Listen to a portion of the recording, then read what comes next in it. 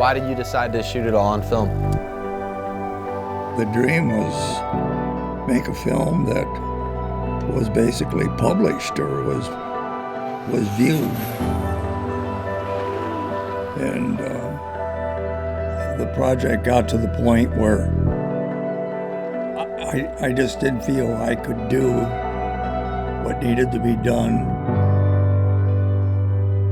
And I never finished it.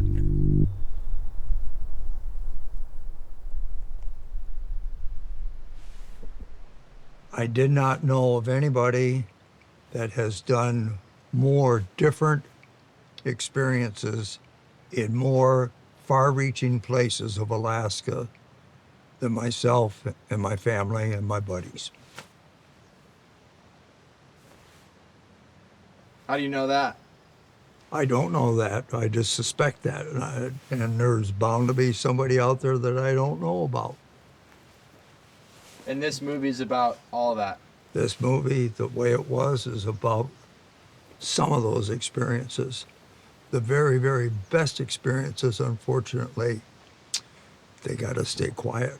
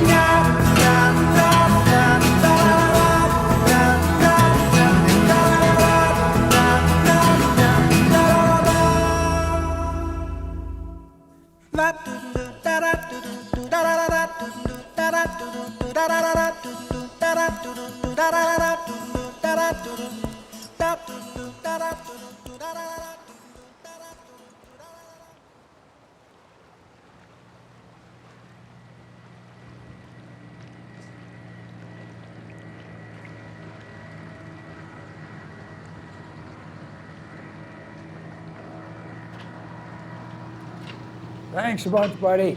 Cheers. See you down the trail.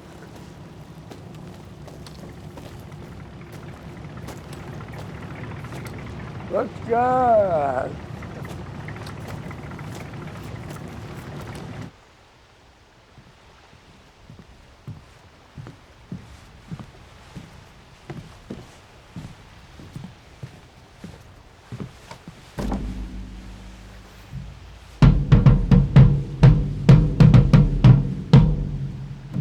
Welcome to the Fox Farm.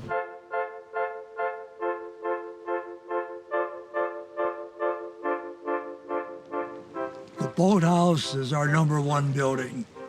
If everything else was to burn down in the fire and we kept this, we could still make the Fox Farm work as we have been using it. The machine shed we use as a storage for our four-wheeler, building supplies, plumbing supplies, miscellaneous stuff. We call this the Bear Ass Den. It's a sauna that my son and I built in 1979, And there's probably no deck in the world that has had more beverages consumed in it and has had more giggles per square foot than what this whole operation has had over time. It was thought that we maybe needed to have a caretaker down here. And so we had a caretaker that lived here. He was called Bozo.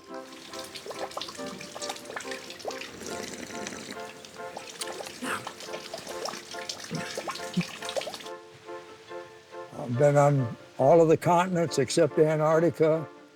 I've been all over the place. And this is where my ashes get dropped.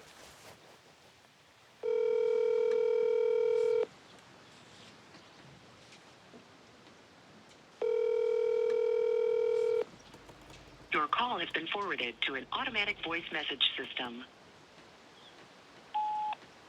Robert Maurer, Wirschem Chuck here. A voice from back yonder. Hope you're kicking well, buddy.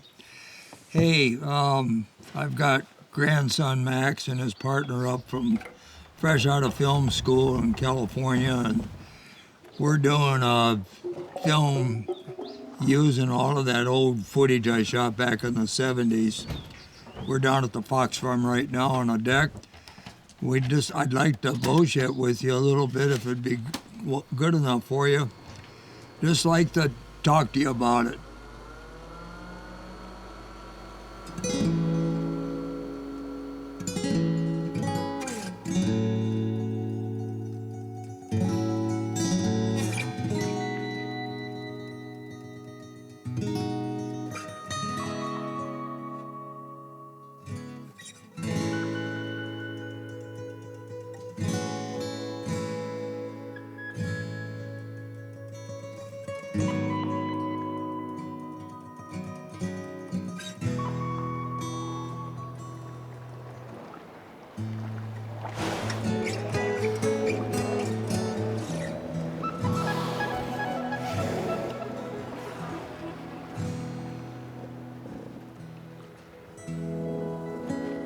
Pretty neat stuff, because nobody else did it. Why did you decide to shoot it all on film? Because it was something I wanted to do. I was into doing film stuff at that point in my life. The dream was make a film that was basically published or was viewed. And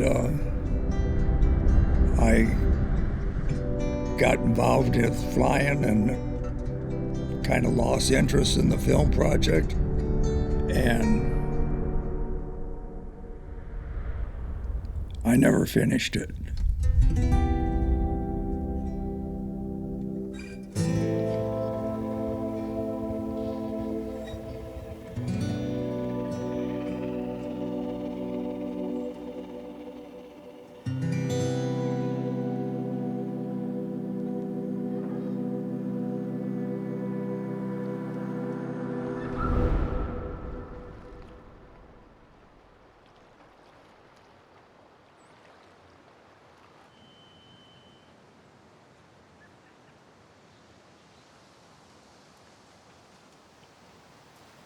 So here we are back at it again. That's okay. How did it feel getting rid of everything? Oh, that was hard. Getting rid of stuff you put so much work into, yeah, that's hard for anybody. And just like people that can't get rid of a thing in their house. This is different though. This was a piece of soul. And it's just, yeah, it was hard to get rid of it, but I didn't really get rid of it. I passed it on. And I thought that would be the possibility, especially when I knew you were getting into filming. So that's cool. Yeah. Yeah.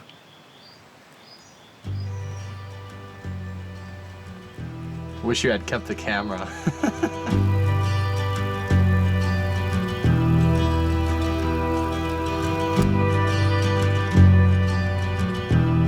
Reel 3, what's this one?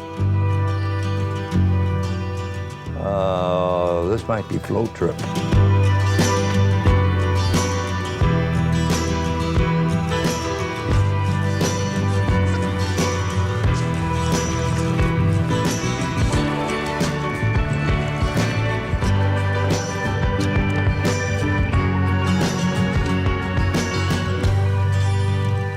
This was the first time we did the Connect Hook. Bob Bakic and his son Michael were along. Mike and Mike were friends. And at this time, I think we did the whole river. We did not see another human footprint in the sand. We did not see another boat.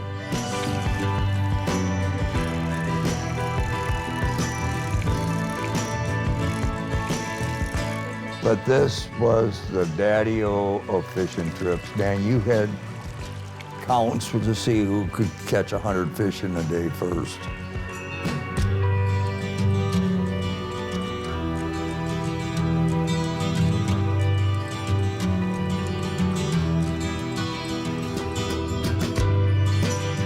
What did you like about raft trips?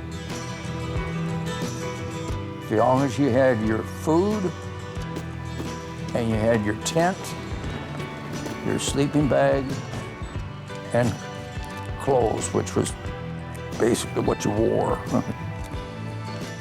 I called it freedom of the hills, because you were self-sufficient. But if you screwed up and broke a leg or something, you die.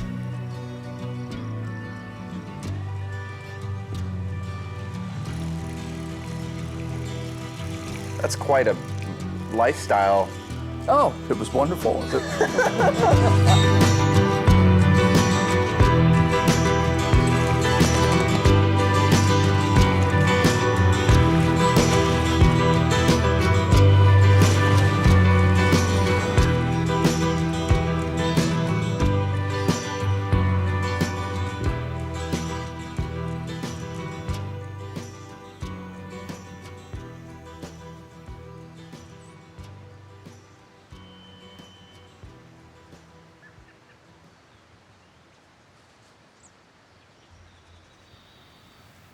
I don't know what I was thinking back then, As far as what you wanted the footage? as far as what I was going to do with the footage. Yeah. I just like shooting stuff. It felt good. It was a beautiful day and beautiful river, and the smells were good. It was time to shoot movies.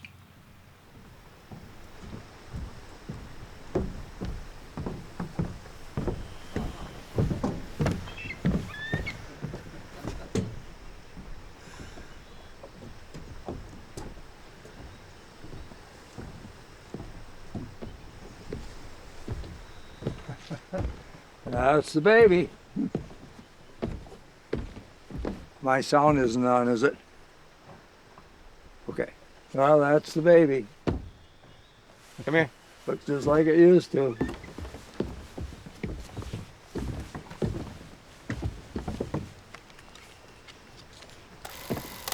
Well, you got some power on it.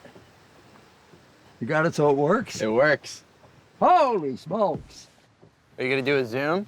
No, I'm not. You like the static? I like the static shot because the zoom is going to be not smooth. When do you do zooms and when do you keep it I don't know, static? when my belly tells me to. I have no set pattern. How's the focus? It's good?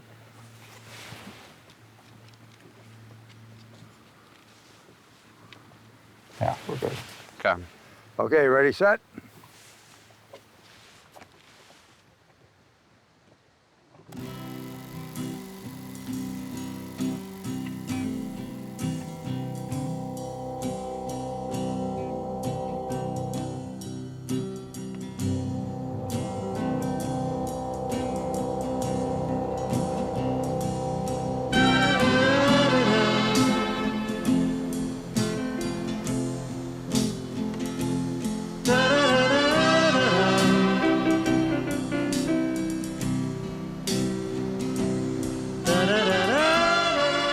I didn't have very sturdy shoes for being on an island in the middle of nowhere.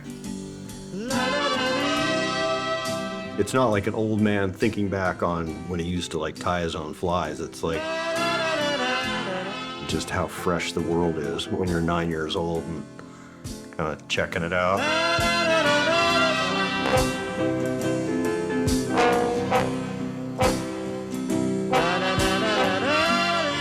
Mom, what do you think drove Chuck to film all these experiences with you guys? We wanted to make a movie. Just like you are. Right?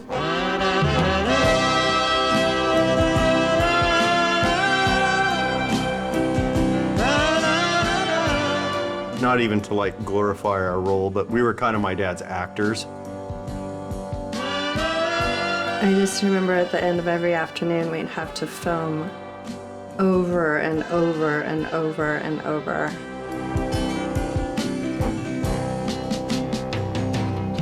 That's fake. That's not how it was. You had to look a little harder for a glass float than that. You had to hunt for them. It's like treasure.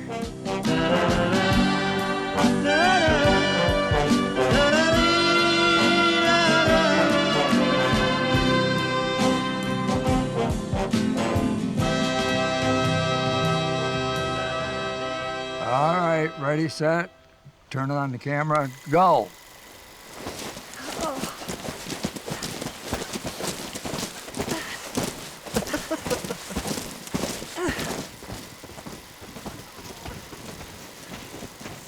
Oh.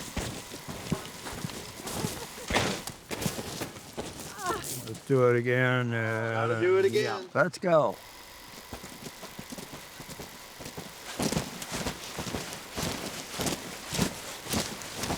Whoa! Good. That's good for you. Okay. Ready?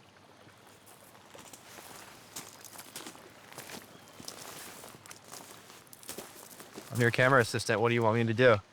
I want you to make sure the damn camera doesn't fall over.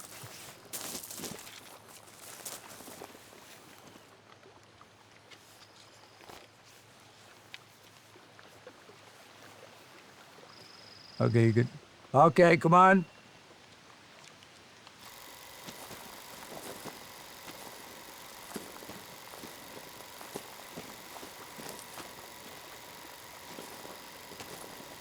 Okay, keep coming. Move to your uphill to your right. Come. Okay, keep coming.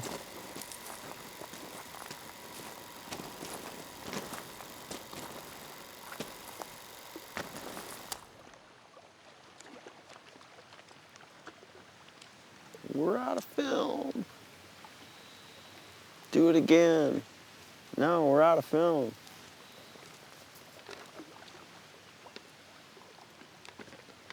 You'll do it again until you're done doing it again.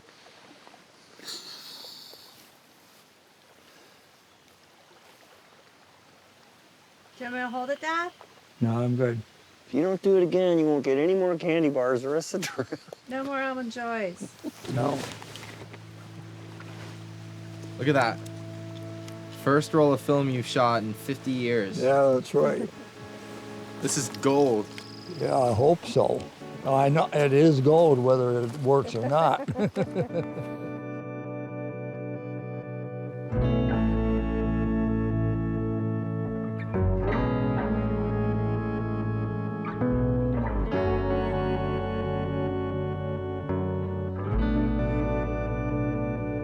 You're the boy. Yeah. The boy. I think about those years quite a bit, just sort of in my daily routine. You know, it definitely is stuff that is not far from sort of the present. That's why I think it's unique. I mean, and I know it's unique, you know, the stuff that we did.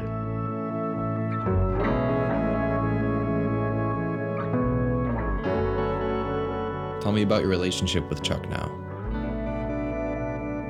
I love my dad. He's an amazing man, and He's lived a big life.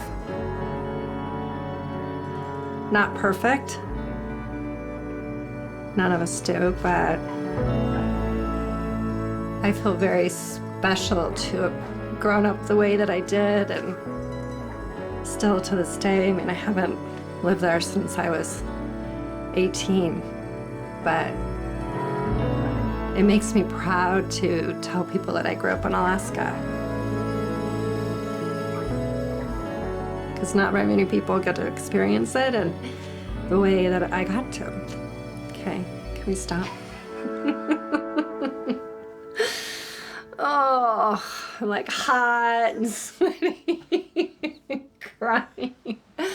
I want to cry.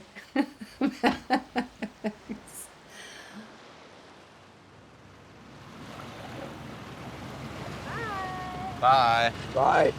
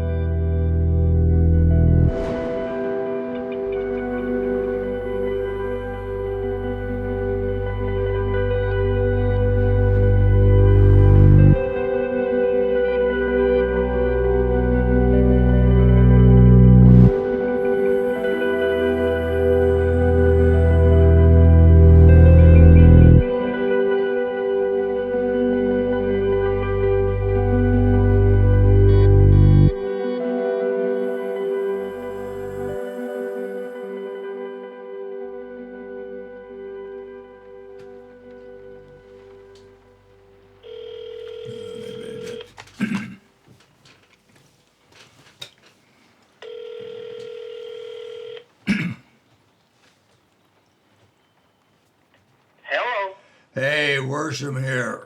Hey. Yeah, twice in 1 week. How about that, Moan? Well, right. So, What's happening? Ruth Glacier. You got any fond remembrances or good points, low points?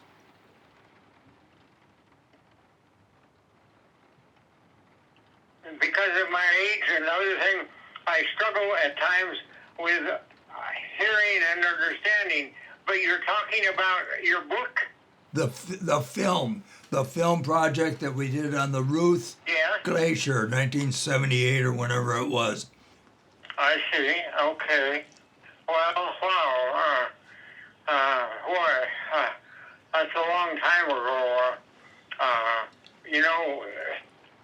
As you can sort of see, I'm struggling. Okay, not a problem, Gordon. What about the playing frisbee up there? At where? When we were on the Ruth Glacier with Bob Mauer and Ward Hulbert, out of the Sheldon hut. Yes. Do you remember Okay, playing? I remember that. Yes. I'm thinking about back. It was a pretty incredible project, and if I remember correctly, I can still visualize flying up the gorge, and on the right side, looking at those incredible cliffs up to the mountains, and then we actually went down somewhat a little bit lower. He takes us in there and he lands us. We put on our skis, and I think we roped up and then worked our way around and that. But I remember one of the things that was certainly we, I guess, were amazed at, both listening and then looking to see the avalanches coming down on some of the mountains, especially the one that was across the gorge from where we were. I mean, there was avalanches off that place almost every day. Yep. Almost every hour of every day. I have 2 cardboard boxes in my garage. Both of those boxes are filled, or 3/4 of the way filled, with pictures. You know, I have all of those things back through our history that I haven't seen forever. Hey, you owe it to yourself to dig those old carousels out, put it in that old Kodak projector, and look at them. It's a good cry, man. Okay. Well, fun to talk with you, buddy. Hey, Take thanks. care. Thanks, Gordon. Talk to you, bud. Yeah, all right. Bye-bye. Bye.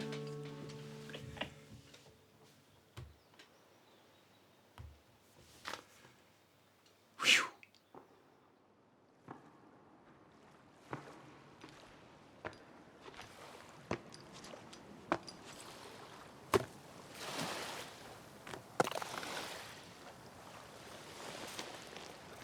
Oh.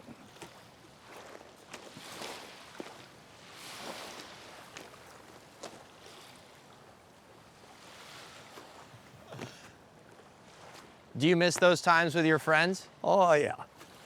But happy that I have them, because not everybody gets those times with their friends, especially what we were doing.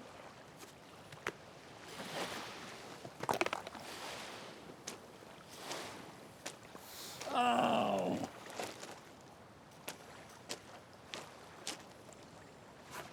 As the years go by and more and more of them pass, Yeah. and you're going to more and more, you've talked about going to... My turn's coming up. How does that make you feel? I had a good ride. I don't think about it.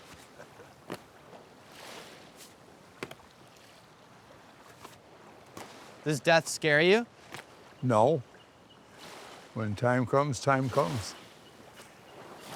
Because again, it's been a good ride. And I've had very, very good people to join me along the way. And good family, like you. Thanks. I think, I guess just in doing all this too, I've realized, off camera, we've gone and bullshitted almost every night. Yeah, that's and good. You really do seem like, as cheesy as it sounds, you seem like you're a prime example of someone who's lived life to the fullest. Thank you. So what do you think it means to live life to the fullest? I think you're on a good start, and you got to keep going. You might catch up to me. I don't know, that sounds challenging.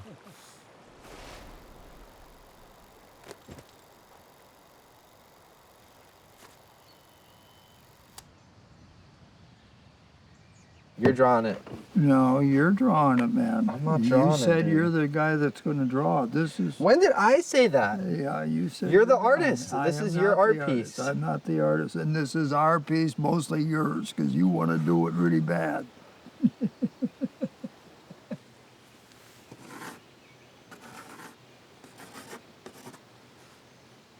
You've never used a saber saw? Mm-mm. Jesus, you guys are protected.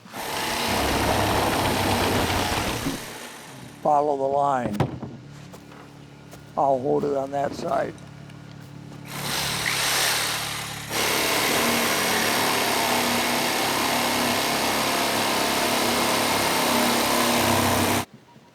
We'll do an eye, Yep. and then we need the tail needs to be a fucked up. That's special that it's got a tail that the girls like.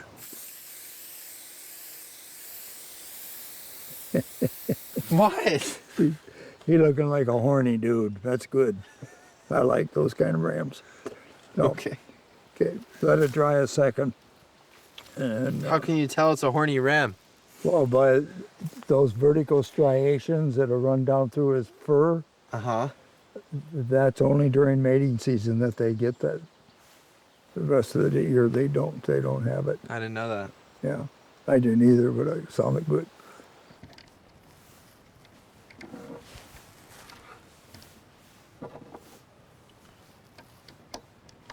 What do you want to name it?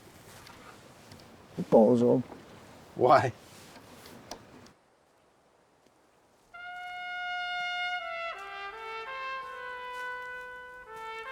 The sheep hunt is the peak of the year. That's the high point of the year. The kayaking, the skiing, the fishing, the beach combing, that's all neat stuff. But the sheep hunt is the high.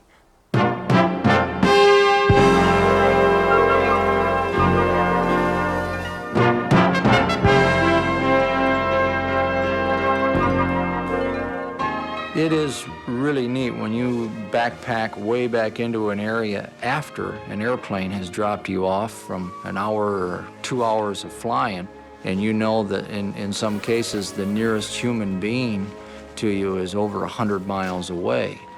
There's no roads, there's no help, there's no radio, there's no nothing but you, God, in the wilderness for many, many miles. And there's a certain excitement about that.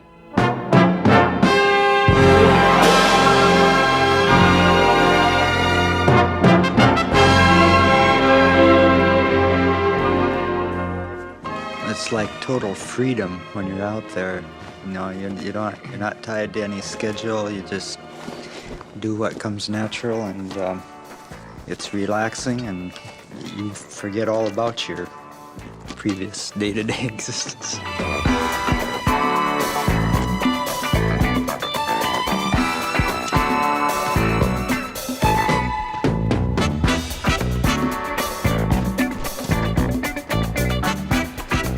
What hunting is all about to me is the actual finding, stalking, and observing of the rams. I love to watch rams through my spotting scope.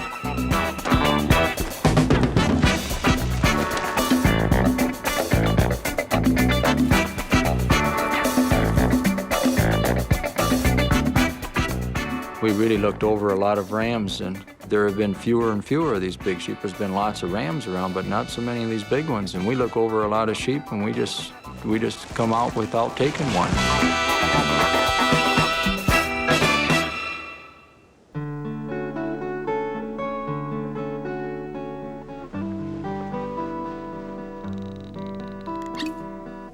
I think it's one of the true joys that I have each year is to totally escape people, with the exception of my hunting partner.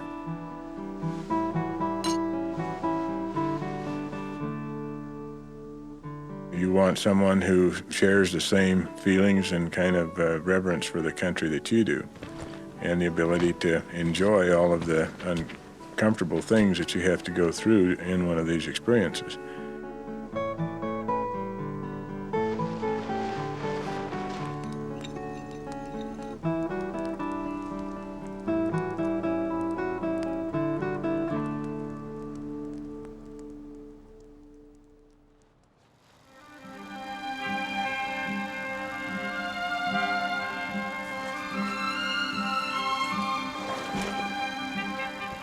Okay, so here's the deal. We got a sheep up the mountain. We've already decided it's a good ram, it's a legal ram, it's a good ram.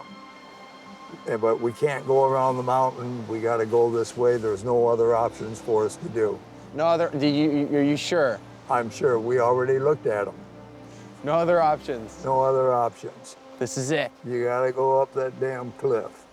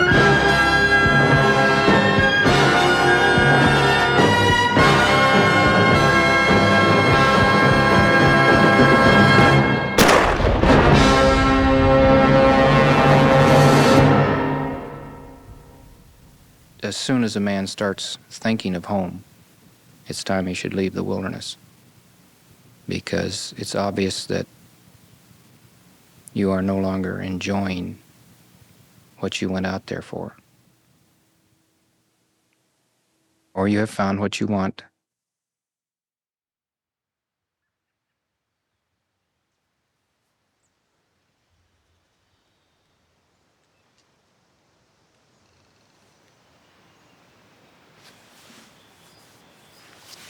Are you gonna miss this place when you leave? Always. Yeah. I'm gonna miss it, especially when we sell our share. But after I always, every time I leave, I don't care how long I'm here, I always miss it when I leave. It's been definitely a special place in my life. And you guys can feel it after you're here for a week. And it's fun to watch.